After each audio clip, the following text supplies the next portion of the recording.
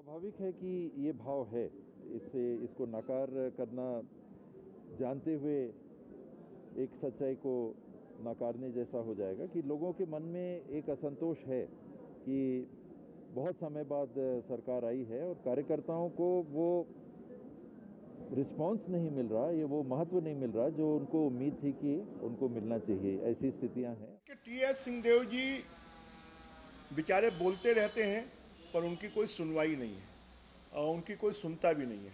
मैं तो कहूँगा कि टीएस सिंहदेव जी बार बार इस्तीफा देने की बात, सुनवाई की बात, लोगों के साथ न्याय होने की बात करते हैं। वो घोषणा पत्र समिति के प्रमुख रहे हैं और टीएस सिंहदेव जी को अगर इस सरकार को सबक सिखाना है तो उनको मंत्रिमंडल से इस्तीफा दे के आके और सड़क की लड़ाई लड़नी चाहिए।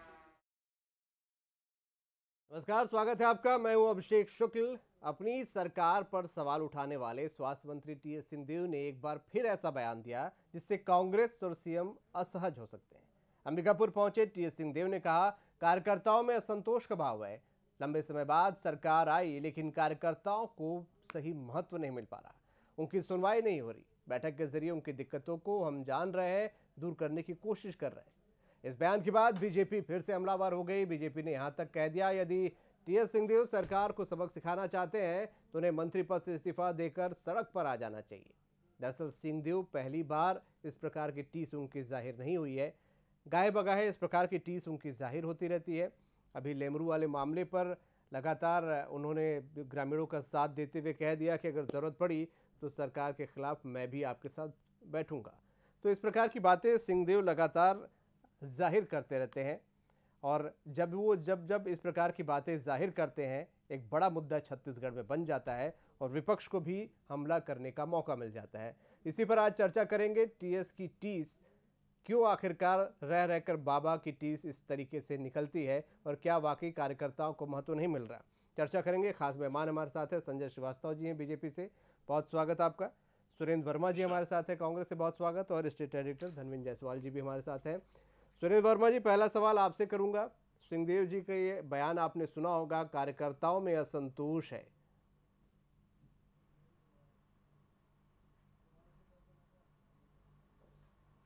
देखिए अभिषेक जी, निश्चित रूप से आदरणीय महाराज साहब का जो स्वाभाविक गुण है, जो भी शिकायत उनके सामने आती है उसको सहज भाव से वो पहले तो सुनते हैं और वो उनके अंदर ये खासियत है और यही उनकी स्वीकार्यता का प्रमुख कारण है। मूल अंतर मैं बताना चाहूंगा अभिषेक जी, भारतीय जनता पार्टी और कांग्रेस में सच्चिदानंद उपासने जी का भी हाल ही में आपने बयान सुना होगा कि भारतीय जनता पार्टी आज प्रदेश में जो परिश्रम करने वालों की उपेक्षा करके जो परिक्रमा करने वाले हैं, जो 15 साल के कुशासन में नान और धान के जो कमीशन घोर रहे हैं, मूल अंतर यही है। भारतीय जनता पार्टी पूंजीवादी विचारधारा को मानने वाली पार्टी है, जो कमीशन का पैसा ऊपर पहुंचाते रहे। आज भी उनका दागी चेहरा बेनकाब होने के बाद भी भारतीय जनता पार्टी उन्हीं के चेहरे पर जो है पूरा संगठन यहाँ पे संचालित कर रही है। सुरेंद्र जी, मैं ये सवाल आपने बड़ा अहम सवाल उठाया है, मैं ये सवाल संजय जी से पूछूंगा, लेकिन पहला ये आपसे मैं ये जानना चाहता हूँ, जो सिंहदेव जी ने कहा है कार्यकर्ताओं में असंतोष है।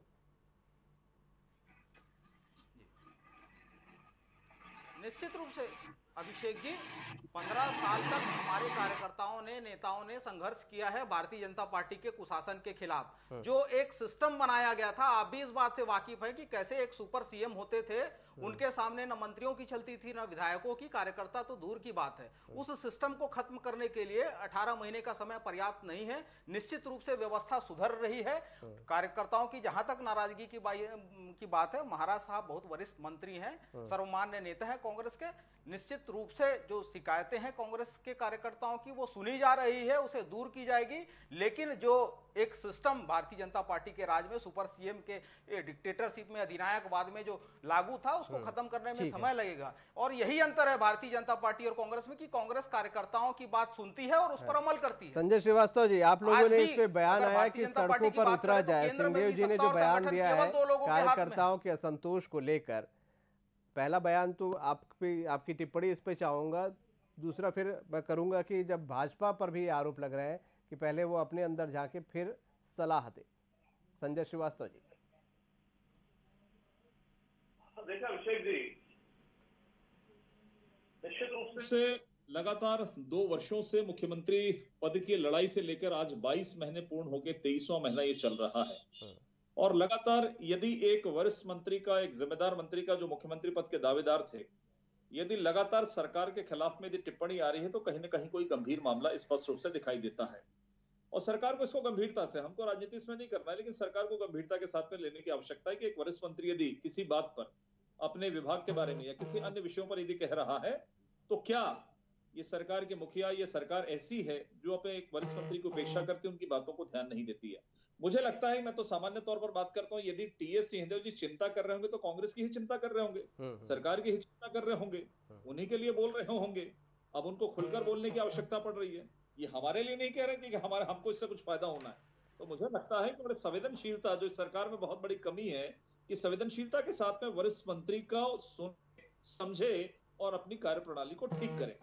दूसरा विषय, सबसे बड़ी दिक्कत यह है अभिषेक जी, कि सवाल अभी जैसे सुरेंद्र भाई, सवाल 22 महीने हो गए, सवाल कभी भी कांग्रेस से काम के बारे में करो, विकास के बारे में करो, या फिर आज पार्टी के आंतरिक मामला है तो पीछे बीजेपी में चले जाते हैं। अर्थात आपके पास में जमा पूंजी 23 महीने में कुछ नहीं है बताने लायक कि हमने क्या किया, क्यों किया, किस लिए, अंसर क्या है, कारण है नहीं, वो तो बीजेपी के समय ऐसा होता था, वैसा होता था।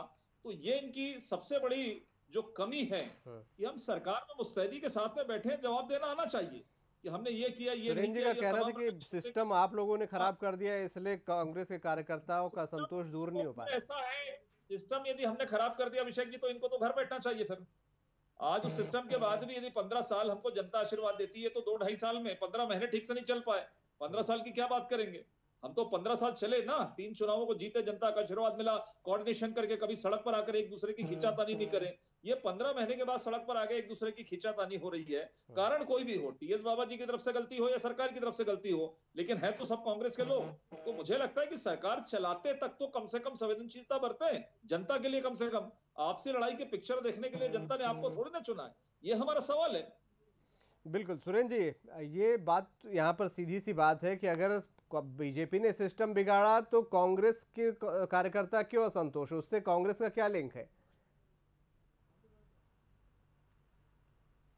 देखिए अभिषेक जी, मूल अंतर मैं आपको बताता हूं। कांग्रेस के समय से, जब से सरकार में आए हैं, भूपेश बघेल जी ने, माननीय मुख्यमंत्री जी ने बहुत स्पष्ट रूप से यह व्यवस्था की कि जो हमारे कार्यकर्ता हैं उनका मंत्रियों से डायरेक्ट वार्तालाप के लिए, उनकी बातचीत करने के लिए, एक मुलाकात करने के लिए एक सिस्टम तय किया कि प्रत्येक हफ्ते जो है यहाँ के मंत्रियों को ये निर्देशित किया गया था कि राजीव भवन में बैठे और वहाँ कार्यकर्ताओं के साथ साथ आम नागरिक जो हैं उनसे भी मुलाकात करें। ये मूल फर्क है। हमारे नेता और मंत्री जब भी जाते हैं, अपने क्षेत्र में होते हैं या किसी दूसरे क्षेत्र में या प्रभार वाले जिले में जाते हैं, वहां कार्यकर्ताओं के अलग अलग समूह से मुलाकात लगातार करते हैं। आज भी जब ये टीएस सिंहदेव जी, जो बाबा महाराज साहब का जो वक्तव्य आया, उस समय वो कार्यकर्ताओं से मुलाकात कर रहे हैं। ये जो फीडबैक आता है कार्यकर्ताओं से, वो तभी आता है जब हम कार्यकर्ताओं के सतत संपर्क में रहते हैं। भारतीय जनता पार्टी के 15 साल में ये कभी नहीं हुआ। उस समय तो सुपर सीएम के हाथ में सारा पावर होता था, मंत्री भी जो थे उनके हाथ में कुछ भी नहीं होता था। कार्यकर्ताओं की तो बात अलग है। माननीय संजय भैया आरोप लगा रहे हैं, तो उनको मैं स्पष्ट कर दूं कि छत्तीसगढ़ की जनता ये जान भी चुकी है और समझ भी चुकी है कि 15 साल कौन लोग थे जो वादा खिलाफी करते रहे, और जो 18 महीने के 20 महीने के कार्यकाल में 24 बड़े वादे, जो टाइम बाउंड वादों के साथ में हमने 36 वादे जो विधानसभा चुनाव में किए थे, कर्जा माफी हो, चाहे 2500 रुपए, धर्मेंद्र जी से भी टिप्पणी ले लेता हूँ। धर्मेंद्र जी, चाहे तेंदुपत्ते बाबा साहब की, सिंहदेव जी की जो टीस है वो लगातार बीच बीच में आते रहती है, और जब भी, हालांकि बेहद ही सहज उनकी बयान होते हैं और जो मन में होता है वो बोल देते हैं, इसके लिए छत्तीसगढ़ में जाने जाते हैं, लेकिन वो विवाद का विषय बन जाता है और विपक्ष उसे लपक भी लेता है और काफ़ी चर्चाएं भी होती हैं। इस बयान को आप किस तरीके से देखते हैं? असंतोष जो उन्होंने कहा है, एक बार फिर से इस पर चर्चा होने लगी। बेहद सहज अंदाज में कही गई बात थी, बेहद सामान्य तरीके से कही गई बात थी। टीएस सिंहदेव की एक खासियत है कि जिस चीज़ को वो महसूस करते हैं उसको बोलने से हिचकते नहीं हैं। मीडिया के सामने हो, मीडिया के पीछे हो, पार्टी फोरम में हो, अपने लोगों के बीच में हो, कहीं भी जब वो बैठते हैं तो अपनी बात को बहुत स्पष्ट तरीके से रखते हैं। और यदि उन्होंने मीडिया की मौजूदगी में ये बात कही है तो उस बात को उन्होंने महसूस किया होगा, क्योंकि वो अपने निर्वाचन क्षेत्र के कार्यकर्ताओं से मिल रहे थे। जोन वाइज बैठक चल रही थी कार्यकर्ताओं की, उसमें ये बात सामने आई, उन्होंने उसको सहज भाव से स्वीकार किया। 2-3 बातें हैं। एक तो निगम मंडलों में नियुक्तियों की जो पहली किस्त थी वो बहुत देर से हुई, उसके बाद जो बचे हुए पद हैं उसको लेकर के कांग्रेस के कार्यकर्ता लंबे समय से बाट जो हो रहे हैं। सारे लोगों को लगता है कि सत्ता में पार्टी को लेकर के आने में उनकी भागीदारी है, तो सत्ता में भी उनकी भागीदारी होनी चाहिए, चाहे वो पद छोटा हो बड़ा हो, या जो जिस लायक है वो उस लायक अपेक्षा रखता है। कुछ लोग बड़ी अपेक्षा रखते हैं, लेकिन हर आदमी ये चाहता है कि उसको कहीं ना कहीं संतुष्ट किया जाए, कहीं ना कहीं उसकी भागीदारी सुनिश्चित की जाए। इस काम को लेकर के लगातार देरी हो रही है। अभी सुरेंद्र जी कह रहे थे कि मंत्रियों के मुलाकात का कार्यक्रम तय हुआ था। कोरोना काल से पहले तक राजीव भवन में एक मंत्री हफ्ते में एक दिन बैठा करते थे, उनसे कार्यकर्ताओं की मुलाकात होती थी, वो भी बंद हो गई। हालांकि व्यवस्था भारतीय जनता पार्टी की सरकार में भी पहले और दूसरे कार्यकाल के कुछ दिनों तक रही है। उन लोगों ने भी अपने मंत्रियों को भाजपा के एकात्म परिसर में बिठाया और वहां कार्यकर्ताओं की समस्या सुनाया करते थे, लेकिन वो व्यवस्था फिर आगे नहीं चल पाई। कांग्रेस ने ये व्यवस्था दोबारा अपने कार्यकाल में शुरू की थी, कोरोना काल की वजह से वो बाधित हो गया। तो कार्यकर्ता मंत्रियों से मिल नहीं पा रहे हैं। कोरोना काल की वजह से ज्यादातर मंत्रियों ने अपने आप को आइसोलेट कर लिया है, कई मंत्री मिल नहीं रहे हैं। कुछ मंत्रियों के यहाँ दरबार जरूर खुले हैं, उनके यहाँ मेल मुलाकात होती है। तो कार्यकर्ता अपनी पीड़ा किससे कहे? जिला कांग्रेस कमेटी के अध्यक्ष की स्थिति इतनी अच्छी नहीं है कि उसके पास कुछ समस्या लेकर के जाए तो वो कलेक्टर कुल मिलाकर असंतोष है कार्यकर्ताओं समाधान करा सके। तो इस तरीके से जो स्थितियां बन रही है, तो 15 साल के बाद सत्ता में आए तो अपेक्षा भी कुछ ज्यादा बड़ी है, अपेक्षाएं ज्यादा है, इसलिए यहाँ पर ये दिक्कतें हो रही हैं। आ जाए, उनकी पूरी चलने लगे, और ऐसी स्थिति बन नहीं रही है। लिहाजा असंतोष तो है, अब उसको दूर करने के लिए उपाय पार्टी को। संजय श्रीवास्तव जी, असंतोष तो है, नेचुरल चीज यहाँ पर, जैसे टीएस सिंहदेव भी कह रहे थे कि अगर कार्यकर्ताओं में असंतोष है तो उसके पीछे कुछ वजह है, जैसे नियुक्तियों में देरी हो गई, या फिर अगर असंतोष है तो वो सुनकर उसे ठीक करने की कोशिश कर रहे हैं।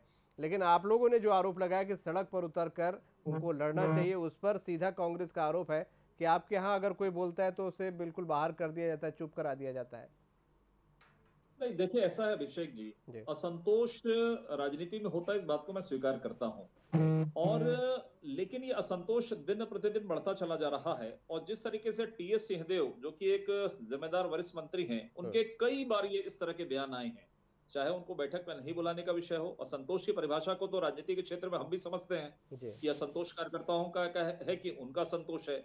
अभी जैसे धनेंद्र जी कह रहे थे कि टीएस बाबा की एक खासियत है कि वो स्पष्ट कहते हैं, लेकिन इस सरकार की भी एक खासियत है कि वो टीएस बाबा को स्पष्ट रूप से नहीं सुनती है और न सुनना चाहती है। इस बात में कहीं दिक्कत की बात नहीं है, क्योंकि एक असंतोष, देखिए असंतोष तो कांग्रेस पार्टी का राष्ट्रीय चरित्र है। ये जो चरित्र होता है ना, ये राष्ट्रीय चरित्र है कि सत्ता में किस तरीके से मारा पीटी और सत्ता का लाभ लेने के लिए, जो कांग्रेस का आज का नहीं, देश की आजादी के बाद से उदाहरण है, कुर्सी से उठाकर बाहर फेंक दिया जाता, किस तरीके से एक व्यक्ति यदि राहुल गांधी खिलाफ में बोलता है तो गुलाम नबी आजाद को बाहर का रास्ता दिखाया जाता है। तो सत्ता का दोहन करना उनको आता है। और वही छत्तीसगढ़ में एक बार फिर से दिखाई दे रहा है कि कार्यकर्ता तो बाद में संतुष्ट होंगे, पहले मंत्रियों को तो संतुष्ट कर लें। यदि मंत्री एक चैनल होता है, काम करने का तरीका होता है, यदि उन क्षेत्र का मंत्री संतुष्ट हो जाएगा तो अपने कार्यकर्ता को संतुष्ट करेगा। यदि उसके पास आपका कह रहे हैं मंत्री संतुष्ट नहीं है, बिल्कुल, यदि वो मंत्री संतुष्ट होगा। सुरेंद्र जी, एक और बड़ी बात यहाँ पर आरोप लगा रहे हैं संजय जी की कार्यकर्ता छोड़िए, मंत्री संतुष्ट नहीं है। सरगुजा क्षेत्र का नहीं, मैं अभी बता रहा हूं आपको कि सरगुजा क्षेत्र का यदि टीएस बाबा संतुष्ट हो, उनको काम करने का पूरा अधिकार हो, तो निश्चित रूप से वो अपने कार्यकर्ता को संतोष करेंगे। एक व्यक्ति पूरे कुनबे को नहीं संभाल सकता, ये बात सर्वथा सत्य है। सुरेंद्र जी से जवाब ले लेता हूं मैं।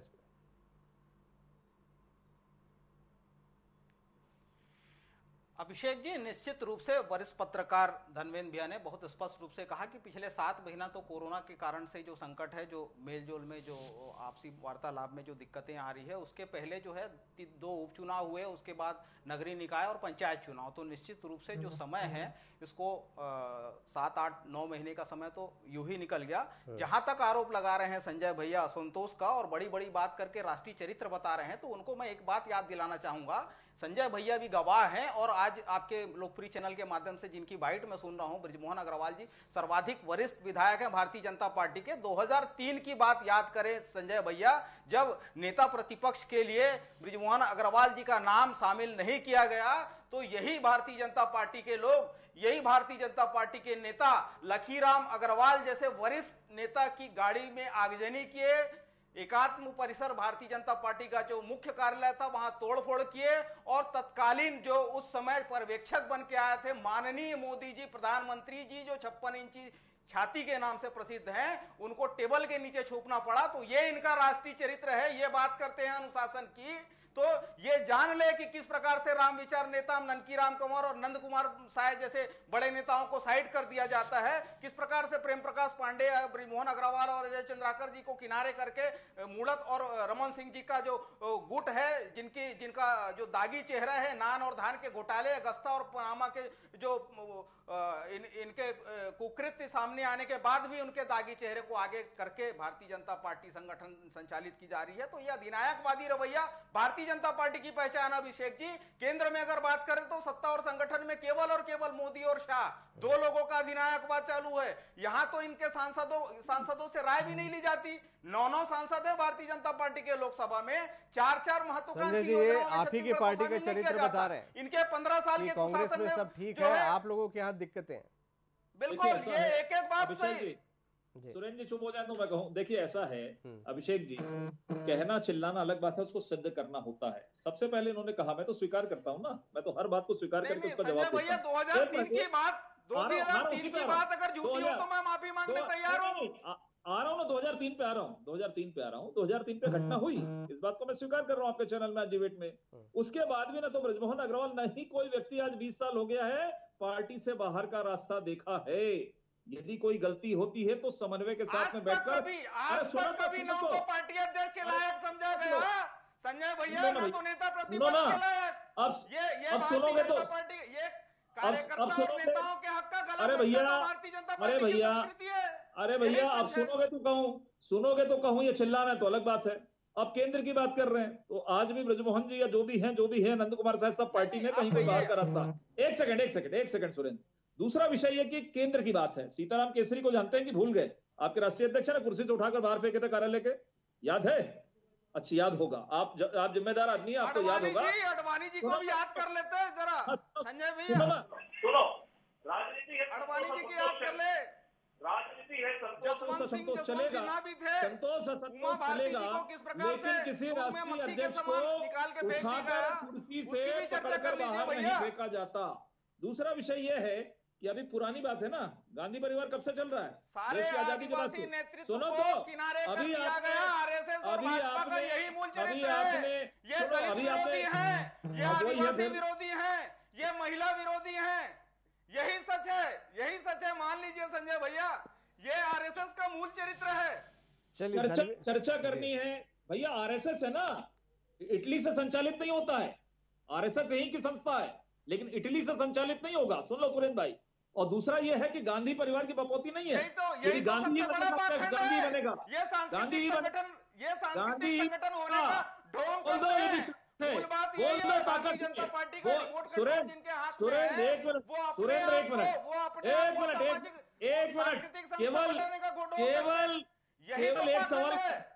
केवल एक सवाल का जवाब दे दो।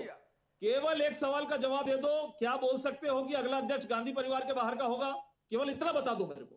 शाह जी तो हट गए, नड्डा जी बन गए, गांधी परिवार के बाहर का राष्ट्रीय अध्यक्ष बनेगा क्या? बस इतना बता दो, मैं सलाम करके डिबेट से हट जाऊंगा। ये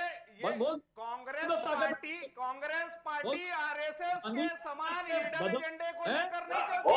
संजय जी, कांग्रेस पार्टी का अपना ठीक है, हम छत्तीसगढ़ पे फोकस रहे तो बेहतर रहेगा। छत्तीसगढ़ की हम बात करें तो ज्यादा बेहतर होगा।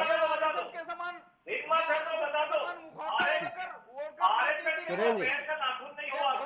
सुरेंद्र जी और संजय जी और सुरेंद्र जी, हम छत्तीसगढ़ पे फोकस रहे हैं, हम दिल्ली तक ना ही पहुंचे। हम छत्तीसगढ़ की समस्याएं हल कर ले पहले। अभी राजनीति में जो लोग हैं, गांधी परिवार या मोदी जी या शाह जी के बारे में बात करें। सिंहदेव जी के बयान जो बार बार इस तरीके से आता है, जो बार बार भाजपा आरोप लगा रही कि उनकी सुनवाई नहीं होती, इस पर आपकी टिप्पणी चाहूंगा। भाजपा बार बार बोलती है कि सुनवाई नहीं होती, इसलिए बार बार सिंहदेव इस तरीके से बोलते हैं। सुरेंद्र जी,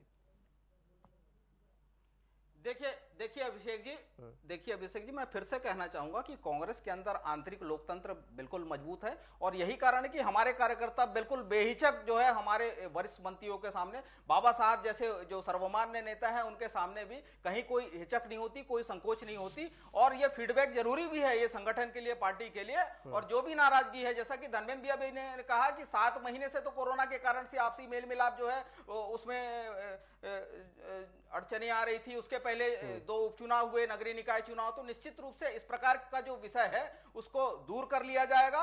और जो बाबूराज अफसरशाही जो 15 साल में रमन सिंह के राज में जो सुपर सीएम के द्वारा स्थापित की गई थी उसको भी कोरोना तो ठीक हो जाएगा, लेकिन पार्टी में जो संक्रमण है उसको ठीक करो सुरेन। व्यवस्था की गई, पार्टी में जो संक्रमण फैल गया उसको ठीक करो। कोरोना तो ठीक हो गया, हो जाएगा, लेकिन पार्टी में जो संक्रमण फैला है, पार्टी में संक्रमण फैला है, भारतीय जनता पार्टी का यही चरित्र है। यहाँ कद्दावर जो नेता है, जो कार्यकर्ता है, सरकार चला नहीं पा रहे हो, स्वीकार कर लो, स्वीकार कर लो। एक टिप्पणी धनवेंद्र जी के लिए तो धनवेंद्र जी नहीं चला पा रहे। क्या भाजपा बार बार आरोप लगाती है कि सिंहदेव जी की सुनवाई नहीं होती, बार बार, इसीलिए उनको पब्लिकली इस बात को बोलना पड़ता है। चलाओ धनवेंद्र जी, ये देखिए, पार्टी के अंदर कुछ तो कहीं ना कहीं ऐसी बात है जिसको लेकर के बातें बार बार बाहर आती है। कितनी किसकी सुनवाई हो रही है, किसकी सुनवाई नहीं हो रही है, ये तो सरकार के लोग बेहतर बता सकते हैं। लेकिन कुछ ना कुछ ऐसी बात है जिसको लेकर के लगातार इस तरह की चीजें सामने आती है।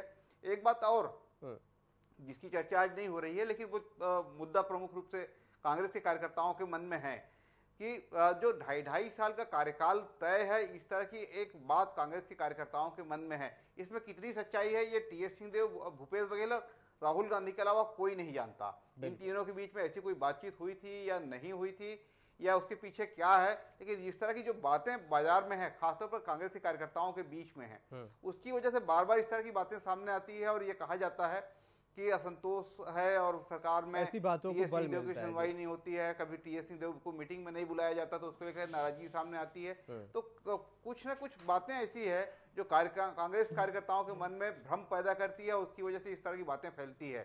बेहतर ये होगा कि कांग्रेस के लोग इसको आपस में बैठ करके चर्चा करें और जब भी वो अपने पार्टी फोरम में बैठते हैं तो सारी चीजों को स्पष्ट कर लें। और रहा सवाल कार्यकर्ताओं के संतोष का, तो जो निचले स्तर का कार्यकर्ता है, यदि उसकी बात नहीं सुनी जाएगी, उसके काम नहीं होंगे, खासतौर पर जो व्यक्तिगत काम होते हैं, सार्वजनिक काम की चर्चा तो आज राजनीति में बहुत कम होती है, सार्वजनिक काम को लेकर के अलग अलग बातें होती है, लेकिन कार्यकर्ताओं के जो निजी हित से संबंधित जो काम होते हैं वो नहीं होते हैं, तो कार्यकर्ताओं वो असंतोष फैलता है और वो असंतोष भारी भी कई बार पड़ जाता है। ये बड़ी अहम बात यहाँ पर, और इसे संभालना बहुत जरूरी होगा। इस बात को लेकर के अलग सभी राजनीतिक दलों में अंदर अंदर सहमति होती है। तो यदि कहीं कोई गड़बड़ है, कहीं किसी तरह की बातचीत है, और यदि टीएस सिंहदेव के कद के मंत्री को ये बात कहनी पड़ रही है कि पार्टी कार्यकर्ताओं में असंतोष है, तो उसको दूर करने का उपाय भी उन्हीं को करना है। और इस उपाय में कहाँ कमी रह जा रही है ये देखना भी पार्टी के बिल्कुल, ये बहुत जरूरी है कि असंतोष अगर है तो असंतोष दूर करना भी पार्टी नेतृत्व का काम है, मंत्रियों का काम है, और इसे संभालना भी उनका काम है।